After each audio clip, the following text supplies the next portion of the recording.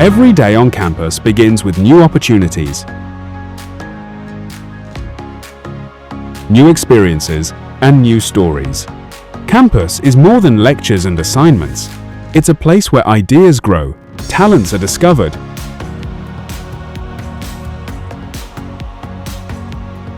and lifelong friendships are built.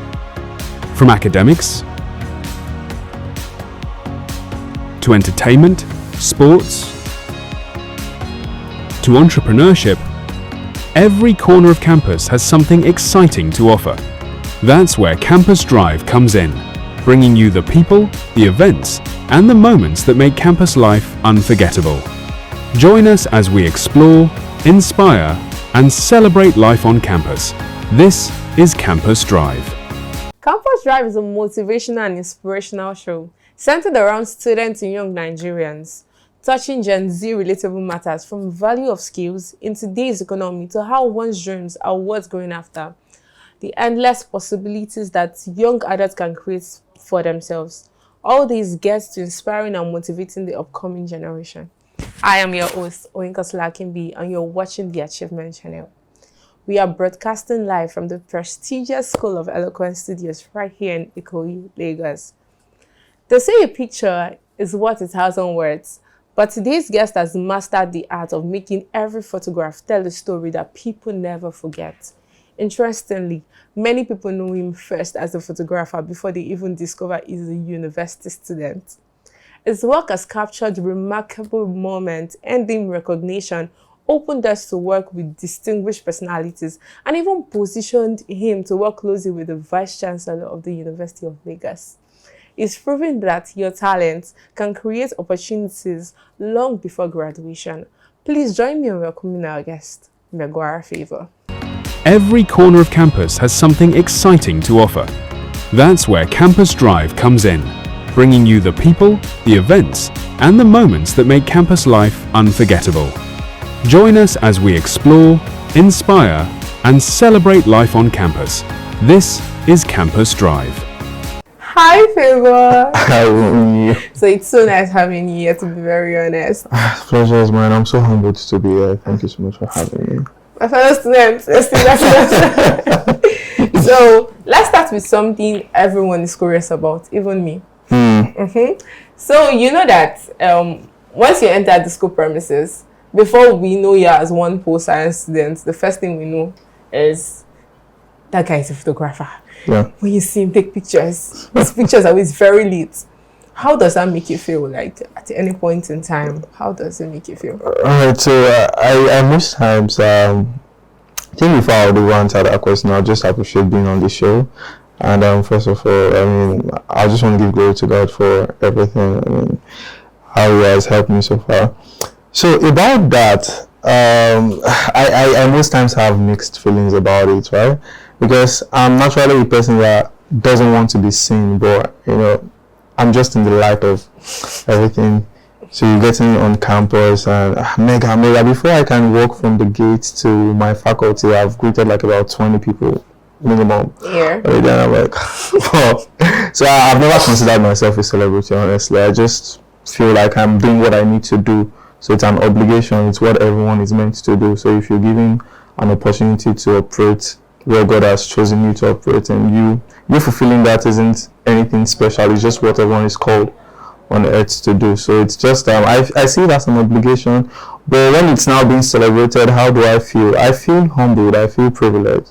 So most times it's just a thing of just living in the moment and not just letting me get into my head. I try my possible best to still relate with everyone. Because it's not, I'm not quite different from anyone, so I try to stay normal. So that's just it. It's humbling, very, very humbling. But what's you're still a mini celeb? Thank God for that. Okay, so for every story you have to tell, and even way beyond that, what was the origin of this storytelling photography? Because most photographers, you just want to take the pictures, give it to the client. So what gave you this inspiration? What's the origin that I want to tell a story with my pictures? What bit about that? All right. So to a large extent, everything just stemmed from my experience in secondary school. So I attended the military school. So I lost that part of my life. When I mean storytelling wise, I can just narrate it. There were no visual effects to that. So it's like when I'm telling people I was able to do this by the grace of God, it's like, all right, sure. So it's easier to tell people, and I mean it's better to show them. Yeah. So to a large extent, I didn't document my days in secondary school. So it's quite blank. From certain time I think about it, it's just blank. I can tell you the total number of pictures I had from my secondary school days were just, it's not up to 20. No one is one. Snapchat, in fact. So it's not up to 20. But God helped us to do a lot, like when I mean a lot. So anything you find me doing on campus was a thing of aptitude. It's something God had helped me to do since I was young. So I try to now fit other people into my shoes. So if I have an opportunity to tell a story for someone, I need to know the reason why they want to tell that story. I need to put myself in their shoes. Like, I need to be their eyes. I need to be what they feel. So most times when I have people call me up, or I want you to photograph my wedding, I ask them, what does this wedding mean to you? You know, I just give birth to a child. I want to do probably a maternity shoot or probably a dedication shoot. I ask them, what do you want to feel after seeing this? Even weddings, I ask some of my clients, what do you want to see, or what do you want to feel after seeing your pictures? Do you want to feel love? Do you want to feel humor? There's a client that called me, and the theme of the wedding was just humor. Like, I just had to create everything into, around humor and all of that. So I try to want to see from their own perspective. It's one thing to create, but I'm not creating for myself. So I try to want to see from their own perspective. So when I have an opportunity to tell a story for someone or people, I just want it to be their story, so it's authentic and very, very, very particular to them. So that's just where I draw my inspiration, and the utmost thing is still from God. Yeah. Praise the Lord. It's also you church already service. said it, that you're going to document my wedding. Yes, I'm looking forward to that. When, tomorrow? Okay. Now, this is still beyond the lens, right? Yeah. And from everything you said so far, you've said it from the lens of photography. Yeah. So now let's move to your music part, because I think a lot of people don't know that. Yeah. You can play the trumpet, you can play the keyboard. I'm not sure you can even play the drums, but maybe because there is no. So, operating from that realm, from that space, how has that helped you also in documenting as a photographer? Because if this is beyond the lens, then we also have to address the other. In fact, even school, because impromptu test, imagine coming from a test hall and you have to document a wedding that revolves around intense emotions. How do you do that? So where do you want me to start from? Anyway, it's just fine. Alright, so for my musical part, so I found music before photography. In fact, it was like I was almost born with it. Yeah, so also thankful to my background, which was the church. I attended the Pala Bible Church. We have quite stringent, realization or urgency of musical, dexterity. Yes. So it's kind of helped my musical approach. Also to my music teacher, which I kind of encountered later on in my musical journey. His name is Mr. Philip. He played a huge part and a huge role into my musical journey. So I started with singing. So I could sing so well. Yes, we know. So to a large extent, but not like that anymore. One of the major reasons why I picked up playing the instruments, which a lot of people don't know, was because I wanted to be at the background. So one way or the other, I was bullied. So I was like, I'll not drag the stage with you people. Let me just begin. And it even did more good than harm. I would not put it it took me to the forefront. I'm like, I wanted to be at the background, but one way or the other, we just found ourselves doing it. And I said everything is an act of service. So I just found it as an act of service. So having to train myself to be able to play over 9 musical instruments wasn't for me. So I find myself in places where I need to be able to serve through the piano. I should be able to learn how to play the piano and be able to play the piano. If I have the opportunity to learn the trumpet or minister through the trumpet or serve someone through the trumpet, it's an obligation for me to. So I saw it as an obligation. So it wasn't a meeting. It was just to serve people. You understand, to show how much we humans can actually do. And I just found myself doing it. So when people most times ask me, how were you able to learn? I just did it when I can. There's a day I just saw the trumpet and I just picked into it and started learning it. The piano, the same thing. The violin, the same thing. Another musical instrument. I also play the steel pan. It's not a common instrument in Nigeria, but I learned how to play it in secondary school, military school then. So play the saxophone and quite other musical instruments, and I just was able to do that because I just saw it as an obligation and a way to express myself too, and that's just basically it. On the other part of being a student and managing everything together, I can't put it into words. I feel God just certainly makes it real. To imagine having to come from a test and coming to this show to record it. So it could be like that sometimes. Sometimes I'm on a trip, even outside the shores of Unilag or outside wherever God takes me to. And I'm just getting a call from my cover. We have a test today. And I'm like, do I? But one thing I was able to do through God was I was able to leverage on relationships. I built quite a rapport with some of my lecturers, and most times I pray about, so I can, God, please let them cancel the test. And I'm just going to call that,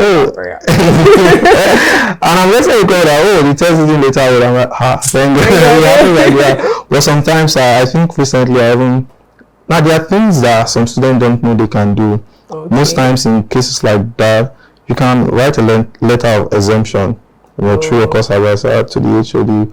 Most times it might not be approved, but I've been able to build quite a rapport. And I tell people, the university is not just for academic excellence too. It's also, social excellence. It's there's a reason why it's called honors. It's distinctions in academics and character.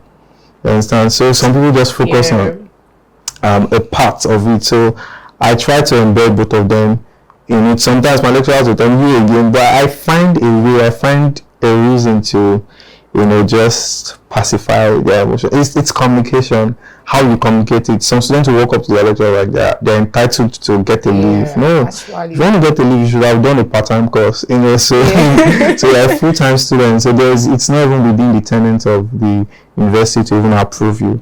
Right. So, but most times I think I just get favored, and also the way I communicate it too.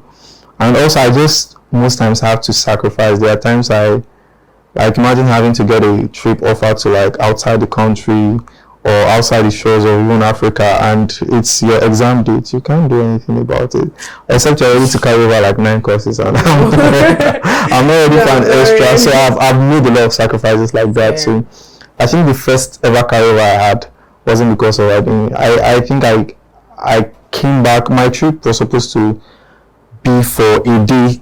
I was supposed to arrive back to Lagos a day before the exam, but when we were there, my flight was delayed till the morning of my exam. So I got now. I just had 10 minutes left. So I just wrote what I had or what I could write, and so it's a bittersweet experience. So these are some of these things a lot of people don't see. That I wouldn't say we pass through. It's not suffering. It's just life itself.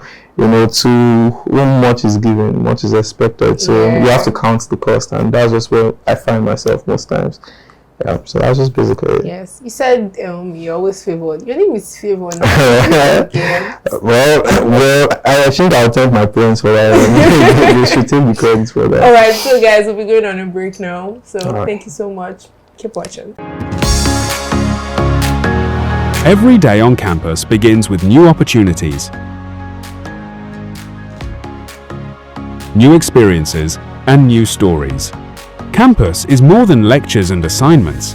It's a place where ideas grow, talents are discovered,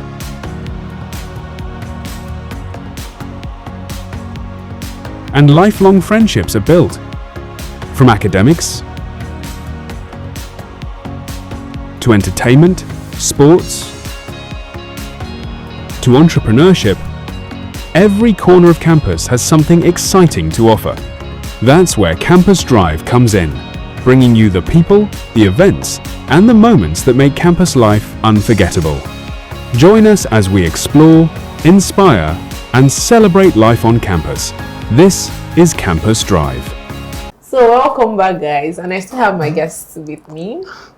So my next question is about the University of Lagos and AVC.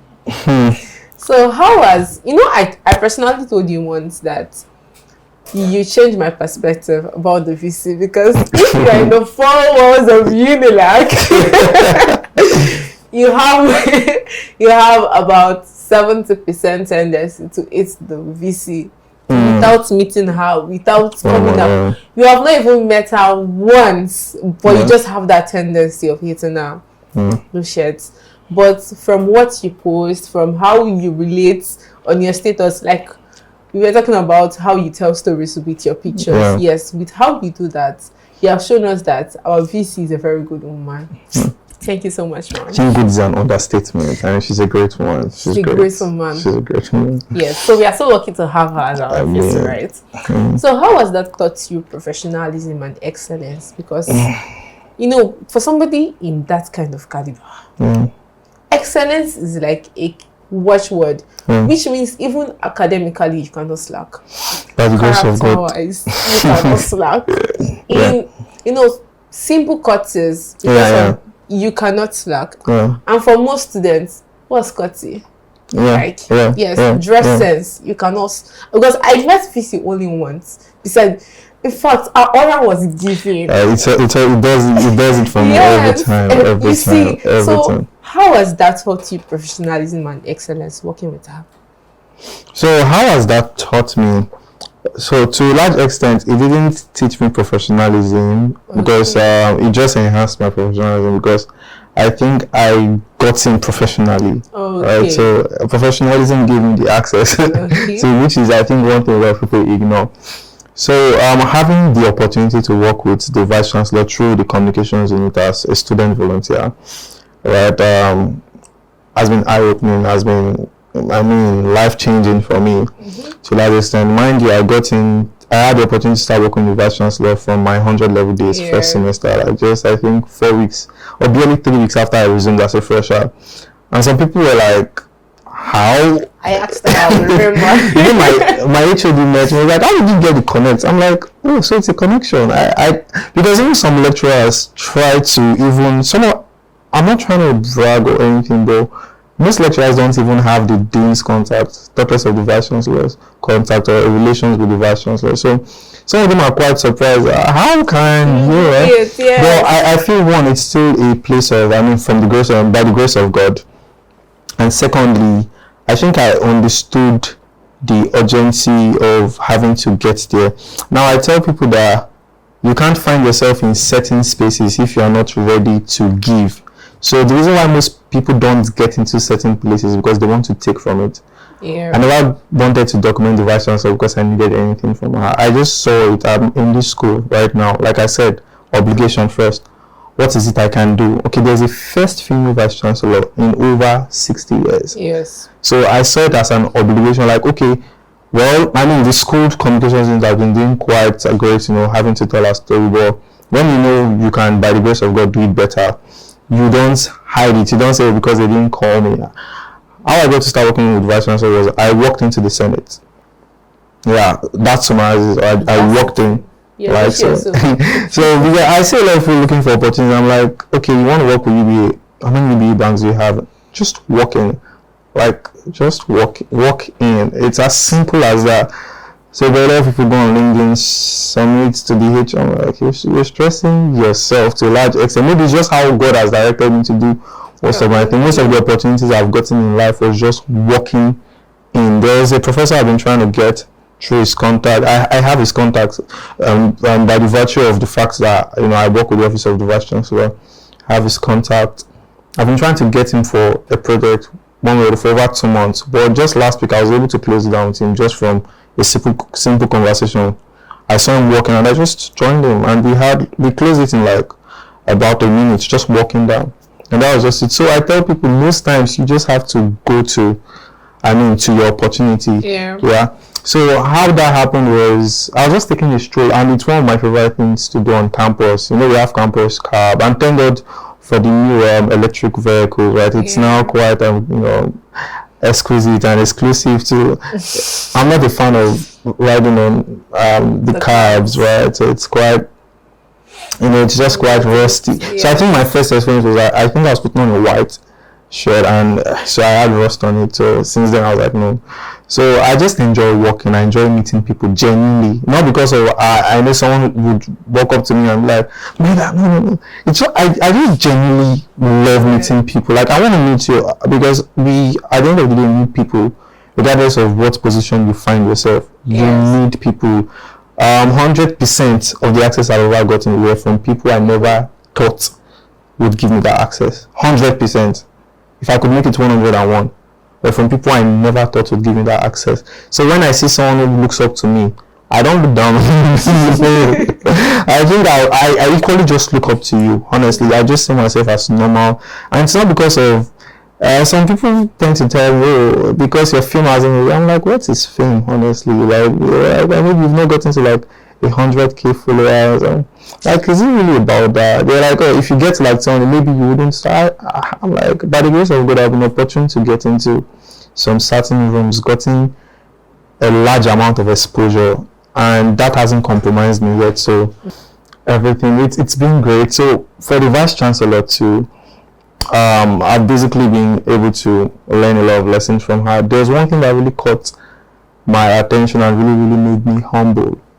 I remember when I started actively documenting her more in 200 level, for every meeting she has, when she's done introducing our circle, that the chamber, she was like, I'm late, there's still someone I want to introduce you to. This is Magwara Favour, a 200 level student, political science, is an amazing, and she knows her. So she's a marketer, like, and you can't market a product you don't know about. So that means she takes her time to know who she relates to, right? And there's some, and she listens. Like, there are some ideas I've been able to, from a student perspective. Like I said, it's an obligation. One thing a lot of people do when they get into positions like that is they think for themselves. But one thing that has been able to help me do is to, okay, I'm a student, come from a student's position, and I found myself in the place of power. How can I help? How can I influence? And how can I suggest, not for me, but for the greater good? Right? So it's one thing I try to do, and I think quite a lot of things too. And she has amazing, like, this is someone I think for the first half of our office, which I know there are a lot of rancor, she's the first innovation, so obviously a lot of people are not going to like it. Yeah. So, but to a large extent right now, I feel there's a level of balance, and she's been able to make a statement to that effect, and I'm just grateful for the opportunity to serve under someone like her. And she does that a lot of times. She introduces me, she has introduced me to the Chief Justice of Nigeria, so quite a lot of high diplomats who come for meetings, and I'm like, I don't like being on the spot. No, I know where you got your humility from, because you have said it firsthand. So, so I'm like, and she's like, and I'm like, I think. And one thing I do immediately after that, I vanish. You wouldn't know I'm in the room again. I vanish. So most times there are times where I know when she's. So I try to observe some of those patterns. When I know she's, I move. You need to change. So you can't really fight for what you have. It's what. So in as much as I'm really open to opportunities, one thing that has been able to do with me is to direct me. So you need to know when to be in the spotlight. To know there are dynamics around power. Also, I understand where I am. I'm working with someone who's powerful.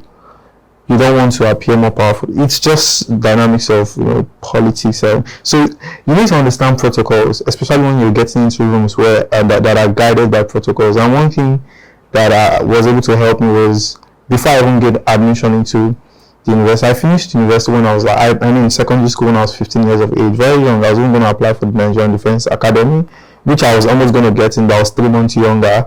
But I feel in a certain way God didn't want me to get in, so I wouldn't have been doing photography. Maybe I'd have been one of the best flying officers, maybe because one way or the other I would have found excellence. So when you're excellent, it's a spirit. So if I tell people, if I had started playing football from a younger age, probably I would have been one of the best footballers in Nigeria. It's not like I'm trying to motivate myself. It's something that is there. So and one way I was able to achieve that was I had to be self-sufficient So one thing that really affects a lot of people is that they try to look for what's not there. So you need help, but you've not outused what you have. So when I say that people come to me for advice, I'm like, what do you think about? Have you actually thought about it? Have you tried something? Right? So they look for what's not there actually when they have it in them. But like I said, I had four years, and thanks to COVID, but not thanks or no thanks. So it's kind of extended, my stay away from university. I had offers from other universities too, but I wanted like, so I took JAM twice. And also I found photography just almost immediately after secondary school. So I'd been able to be into I'd been able to get access into some rooms. I've been able to work with top high political office holders, business people. Okay, so for my very last question, so what do you have to say to my Gen Zs, my people out there? Because photography was something that was just working, right? Honestly, it just worked and past. Most people have hobbies and they just see it as hobbies they don't want to do. So what do you have to say to people who have something one way or the other, but they don't want to hold on to it because they just feel it's just that? So one thing I would want to say, or I'm not speaking from a place of expertise, I'm speaking from a place of experience. Okay. And what has been able to work for me over time by God is find a place of service. If you are not giving, there's so little you can actually take. So your first approach to any situation in life or any place you find yourself is to be a subject or a source of value. How much can you give? How much can you give before you take? How much can you contribute to where you find yourself? And I think to that effect, it's one of the fastest ways to actually get to your destination. Like, just imagine a bus, right? You want to get to your destination and you're not fueling it won't take you anywhere. So probably a car or anything, you have to give to it before it performs whatever it's meant to perform for you. Also, I'll just tell you, self-sufficiency. Discover yourself, right? Be a landlord of your own actions, right? Also, it's not a difficult thing to take feedback. So always also evaluate yourself from the lenses of other people, how they see you. Most times you might not really need to take it, but in a certain way, don't change, just improve. So a lot of people try to change themselves and they find themselves in another body or another place of operation which is totally different from what they are called to do. What I'll just tell you, stay authentic, stay original, don't be afraid to ask questions. Don't be afraid to fail. Yeah, people have said this a lot of times. It's one thing they'll tell you fail. But I tell people, doing nothing is also a service. Yes. Yeah, emptiness too. Sometimes silence is a service. Sometimes you being silence gives an opportunity for someone to make noise. So there are times I have to take myself away from the spotlight so someone else can rise. So your emptiness most times is just equipping someone else. Right, so everything should be seen from a place of service. You are not underperforming. Don't compare yourself. Move at your own pace. Thank you very much. Yeah. So thank you so much. No. What an inspiring conversation. Today's episode reminds us that success isn't always about waiting until graduation. Sometimes it's about discovering your gift, sharpening it with consistency, and allowing excellence to introduce you before you even speak. Thank you so much for sharing your journey with us. We look forward to see many stories you'll continue to tell, one photograph at a time. And to everyone watching, never underestimate the gift in your hands. It could be the very thing that would open doors you have only dreamed about. I am Wayne Kosala, and this has been about Campus Drive. Until next time, keep driving, keep growing, and keep achieving. My name is Esther Williams from Remosat. Keep watching Achievement channel. It's a motivation channel. I recommend it. Hello everyone, my name is Chinedu Ndugwe. If you know you're looking out for anything to do with innovation, motivation in Nigeria or Africa, please watch out for Achievement channel.